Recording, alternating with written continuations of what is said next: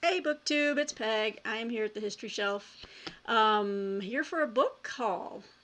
A book haul, anyone? I have a history book haul. Um, Recently just had an impulse buy, which is 90% of the time when I buy it's on impulse when it comes to books.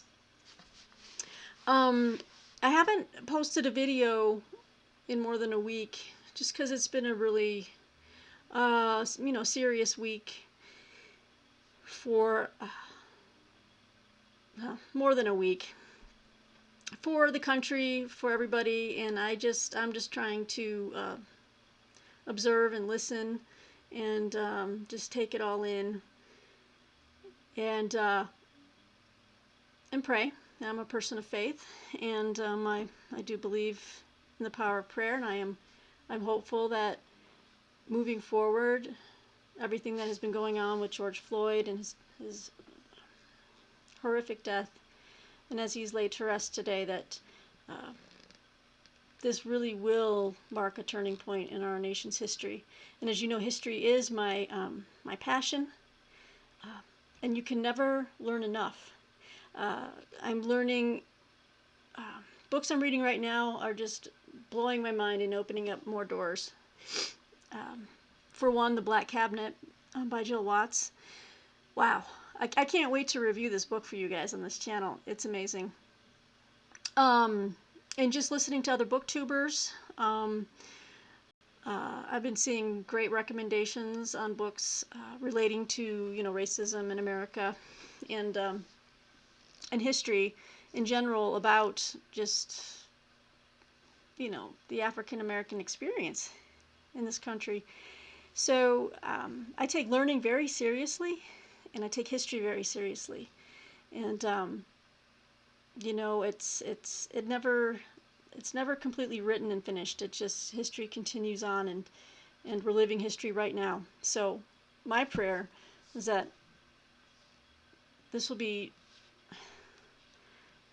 this will be a time when people look back and say that was the moment when, and then we can list off all the good things that will start to happen.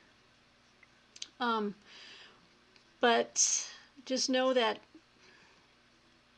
here at the History Shelf and what I read, I want to share with you guys. It's a wide variety of eras, countries, peoples, cultures. I just love learning about all of it, and I'm open to your suggestions, and I just love the comments and the dialogue we have together.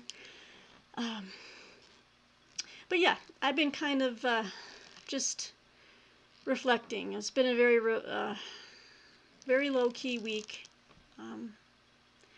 Still not quite there yet. I'm sure, I know almost all of us are feeling a certain way. But having said that, I'm not here to, uh, as a white person, try to tell anyone about racism.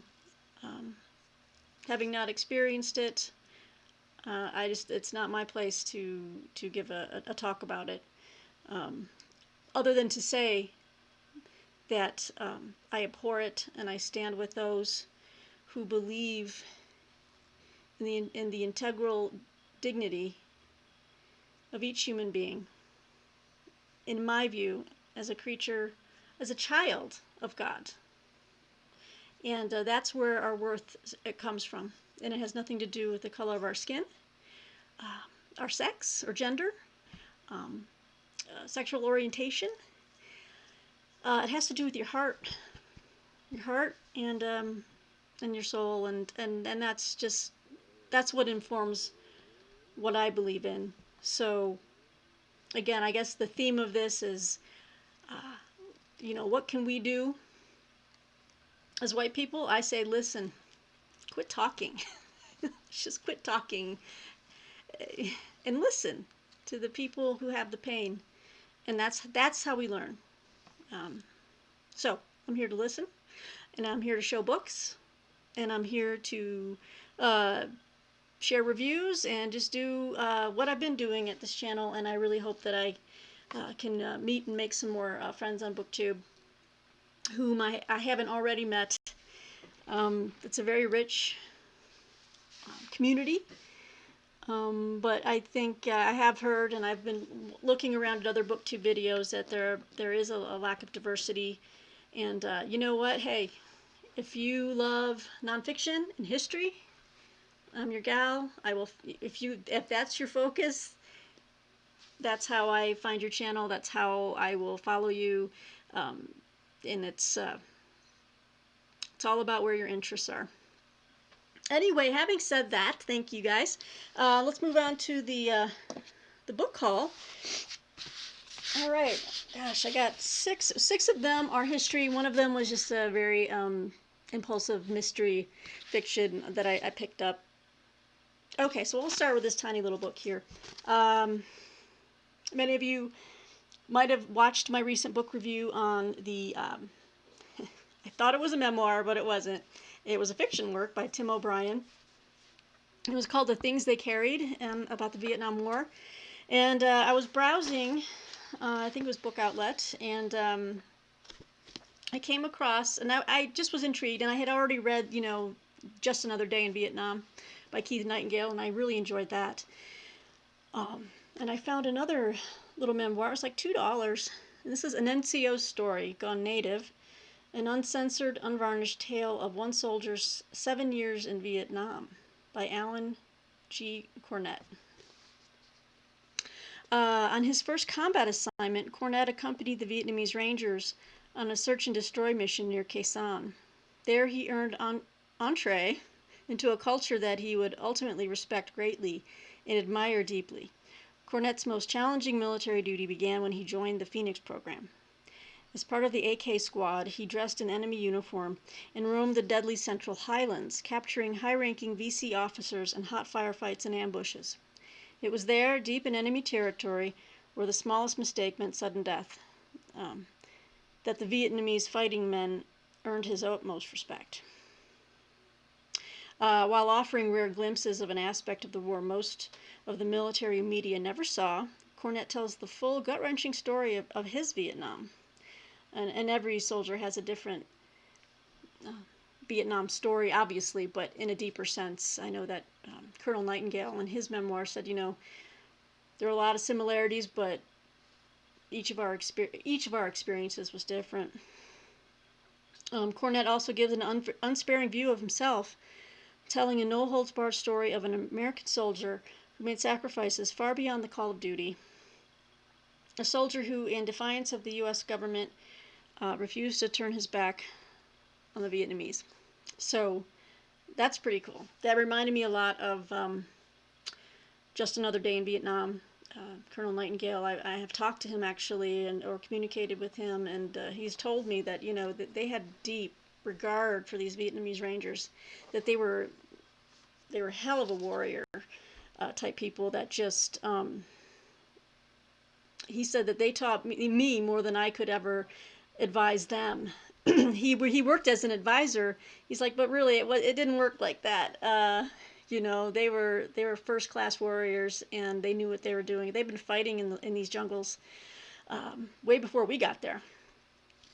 And so this is another guy's story saying that he went in there and just became really good friends and comrades with the Vietnamese fighters. So I'm looking forward to adding this to my pile of Vietnam memoir and history.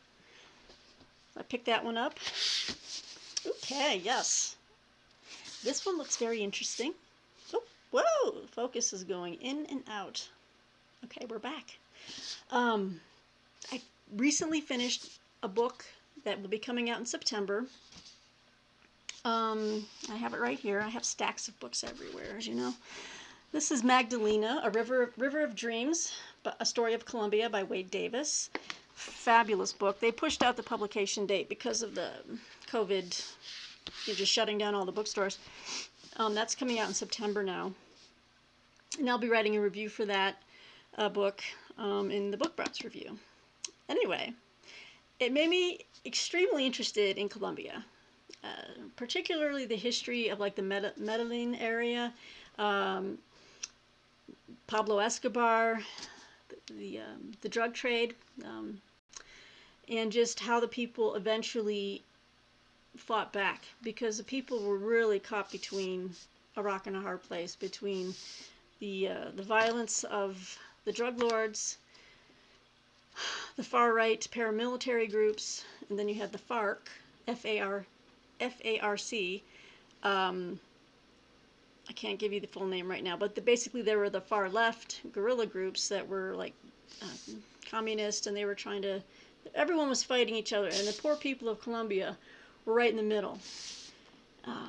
Boy, these Colombian people, they have suffered so much. But again, good things can come out of bad things, and as Wade Davis shows in his book, people are they have taken back areas that were just rife with violence. Now there's parks in schools, and they're cleaning up the river, the Magdalena. And it's, beautiful things are happening now. But this book kind of talks about the more trying times. This is There Are No Dead Here, a story of murder and denial in Colombia by Maria McFarland Sanchez Marino. I'll give you a quick synopsis. Colombia's drug-fueled cycle of terror, corruption, and tragedy did not end with Pablo Escobar's death in 1993.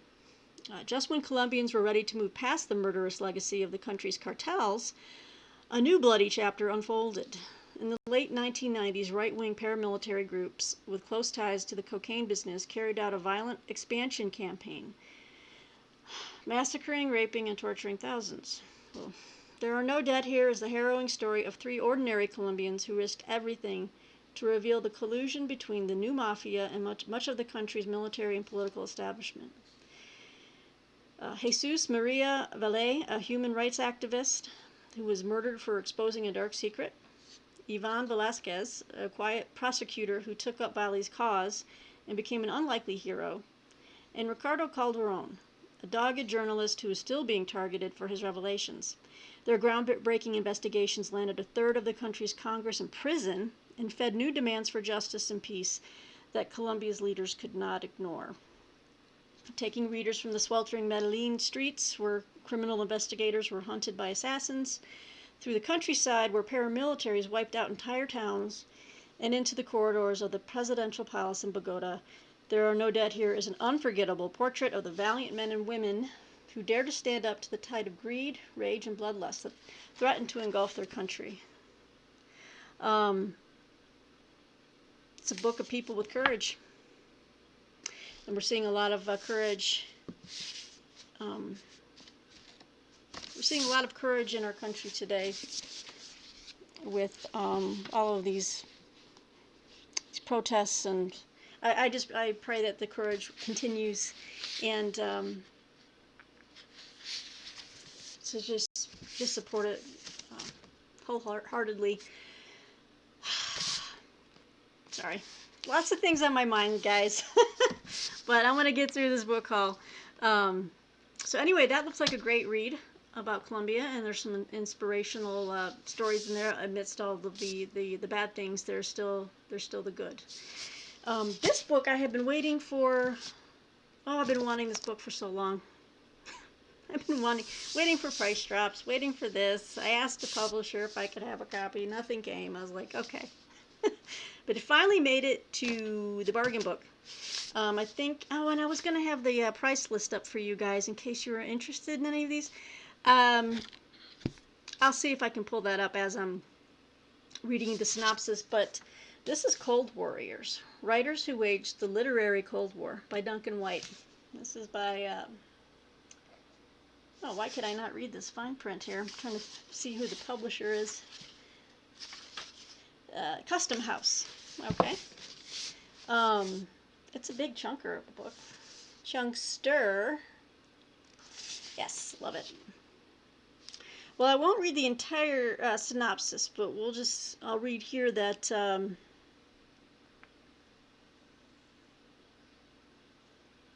during the Cold War, literature was both sword and noose. Novels, essays, and poems could win the hearts and minds of those caught between the competing creeds of capitalism and communism. They could also lead to blacklisting, exile, imprisonment, or execution for their authors if they offended those in power. The clandestine intelligence services of the United States, Britain, and the Soviet Union recruited secret agents and established vast propaganda networks devoted to literary warfare. But the battles were personal too. Friends turned on one another, lovers were split by political fissures, artists were undermined by inadvertent complicities. And while literary battles were fought in print, sometimes the pen was exchanged for a gun, the bookstore for the battlefield. In Cold Warriors, Duncan White chronicles how this ferocious intellectual struggle was waged on both sides of the Iron Curtain. Let's see, among those involved were George Orwell, Stephen Spender, Mary McCarthy, Graham Greene, Alexander Solzhenitsyn, Jean le Carré, Anna Akhmatova, Richard Wright, Ernest Hemingway, Boris Pasternak, Gioconda Belli, and Václav Havel. Here too are the spies, government officials, military officers, publishers, politicians, and critics who helped turn words into weapons at a time when the stakes could not have been higher. So this looks like a fabulous read. It is almost 700 pages long. All right. But when this came up on the bargain book site, pretty sure it was like $10, even with 15% off. But I was like, that is as cheap as it's going to get for a brand new book. Yeah, it does have the remainder mark. Sorry, Andrew B. I know how you feel about remainder marks. They don't bother me. As long as the book is in good new shape, I don't mind it. Oh, yes, and this, I'm so excited to have this one as well. This is a graphic novel that I've also been waiting a while to get my hands on. I am a fan of Hannah Arendt and her work, her passionate dedication to truth, no matter how controversial it could make her, and just she was very passionate to her own commitment to independent thinking. She was an independent thinker, and she didn't apologize for it, and it got her in a lot of trouble with people in her community sometimes. But anyway, this, you guys, have any of you seen this or read this? This is The Three Escapes of Hannah Arendt, A Tyranny of Truth by Ken Crimstein. This is put out by Bloomsbury. Oh, I love Bloomsbury. They do great stuff. So, this is beautiful. All Too Human, Introduction to a Life. It starts with the sorrows of young Hannah, East Prussia. It's a beautiful sewn book. Wow, look at these illustrations. This is a little bit different for me, obviously, but I do enjoy good graphic novels. And this obviously follows her life, so it's kind of like biography in graphic novella form. As we know, she was Jewish. I think we have in here. Oh, what was his name? The one that she was in.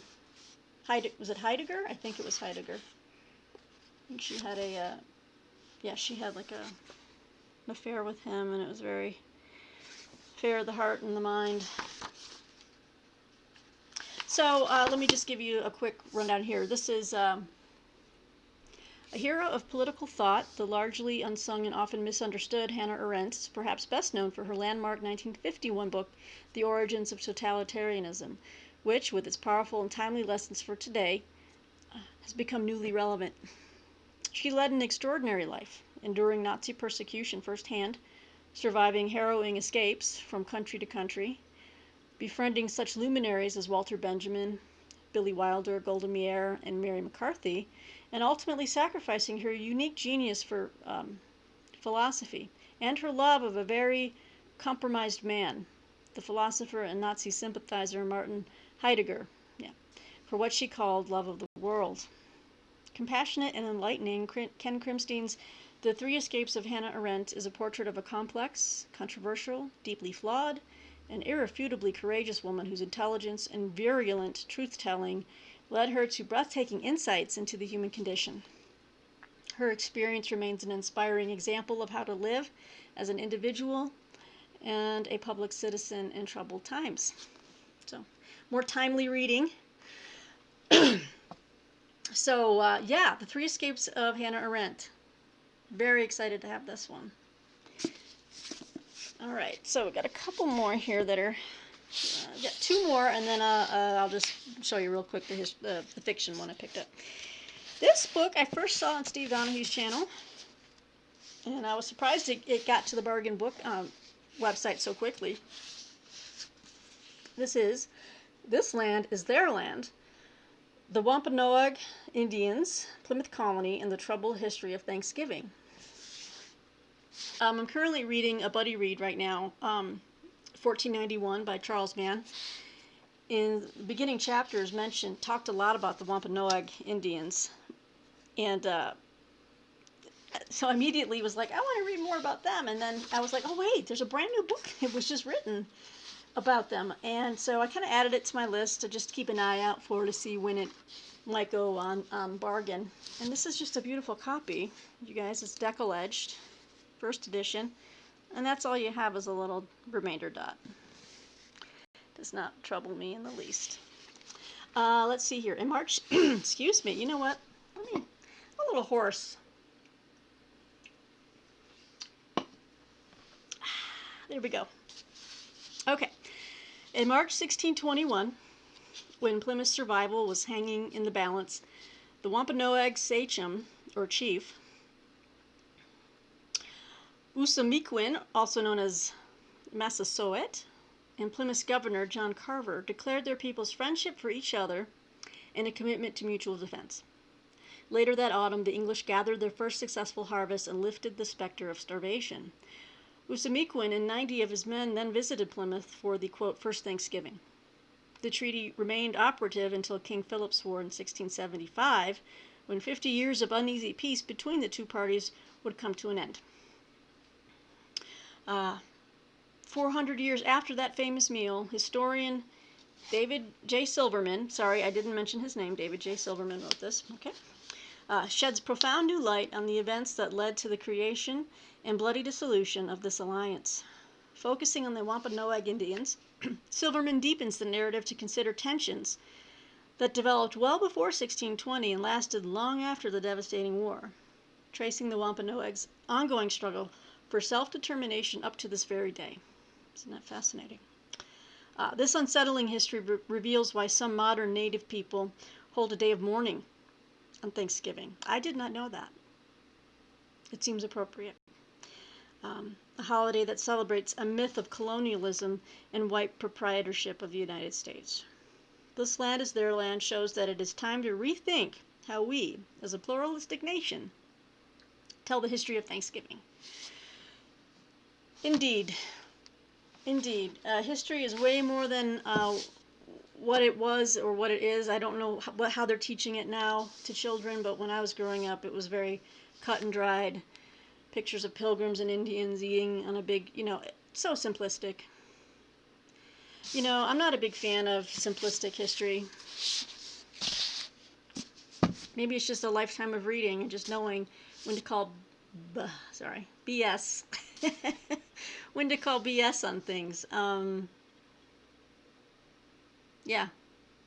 The thing about it, folks, is like I've said it before, I'll say it again. What matters most to me, and I think maybe to most people, I would hope, is truth. What is the truth? Because without truth, there's nothing. You're lost. You're deluded.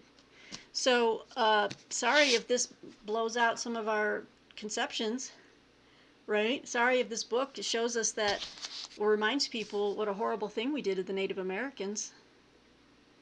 It was a slow motion genocide, really. So, but seek truth. And from there, I don't know, you can act in the right and hopefully just make a difference, a good difference. Final book, except for the fiction. Again, this goes in with my interest in Middle Eastern affairs and my minor in dictators. This is Exit the Colonel, The Hidden History of the Libyan Revolution by Ethan Chorin. This is about Gaddafi. I've always wondered how, I wanted to know more in depth about how those final days played out, because, I know when he was killed, I remember seeing pictures of that, like the people finally found him hiding somewhere, and they did some horrible things to him. They're outright, people rose up against him, right? But I didn't really know the details of how it all started to crumble and when he started to run and what was going on there. So let me just give you a quick synopsis. Things were not well in Muammar al-Gaddafi's Libya, long before the uprising that began in February 2011. Years of aggression against the West, its Middle Eastern and African neighbors, and the Libyan people themselves had led to U.S. and UN sanctions and to Libya's isolation. A pariah on the world stage, ridiculed as a, quote, mad dog, Gaddafi struggled to maintain order by cracking down on Libya's restive population. Then, following the rise of al-Qaeda and war in Iraq, the international community threw Gaddafi an unexpected lifeline. The rogue state became a much sought-after ally, striking deals with the West and promising internal reforms unlikely ever to be realized. As his revelatory book conclusively demonstrates, however, Gaddafi would soon reap the whirlwind, as his feints toward reform actually engendered a revolutionary movement that proved all too real and powerful to be put down. In Exit the Colonel, Middle East scholar Ethan Chorin, a former U.S. diplomat and economic commercial officer based in Libya, provides an unprecedented look into the near and long-term roots of the Libyan uprising. Based on extensive research, including a wealth of Arabic sources and interviews, both pre- and post-revolution, with key U.S., European, and Libyan officials, rebels, loyalists, and ordinary citizens, Chorin offers new insight into Gaddafi's Libya. Then it kind of goes on to say that, it explores why the revolution happened as it did, the longer-term consequences. The long, strange arc and abrupt denouement of the 41-year reign of Muammar al-Gaddafi. Exit the Colonel. This is from Public Affairs.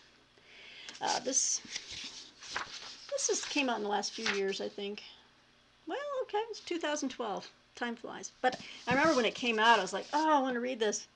But I wasn't able to pay full price, so got that for a really good price.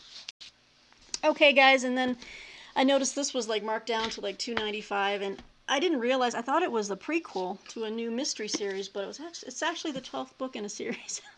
I might just read it as a standalone, and then if I like it, I'll go back and maybe check out the first books in the series. But this is Charles Finch, The Vanishing Man, a Charles Lennox mystery. And it was in hardcover, brand new, from Minotaur Books. I think it was like $2.95. So he's like a detective in London, like 1850s, but I think the series begins earlier, maybe 1830s. I thought this was like a part 2 of a 3-part prequel, but it's actually book 12. So that was my mistake. But anyway.